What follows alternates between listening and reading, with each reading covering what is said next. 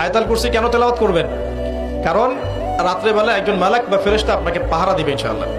আর পশ্চিমাদের দর্শন বলে দিলাম, ওরা কিন্তু এই অদৃশ্যের জগতে বিশ্বাস করে না। এই কারণে আমরা যারা অদৃশ্য জগতে বিশ্বাস করি, আমাদেরকে এইসব সাম্প্রদায়িক শব্দ দিয়ে তারা সারা বিশ্বের বুকে আন্ডারস্টিমেট করার চেষ্টা করেছে।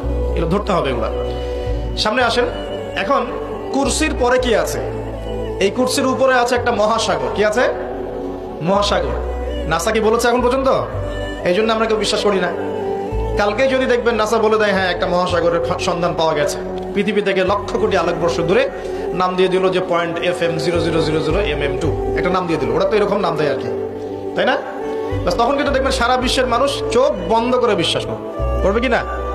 আমরা কিন্তু আল্লাহর প্রতি চোখ বন্ধ করে বিশ্বাসের জায়গায় এই পশ্চিমাদের উপর এখন চোখ বন্ধ করে বিশ্বাস করি।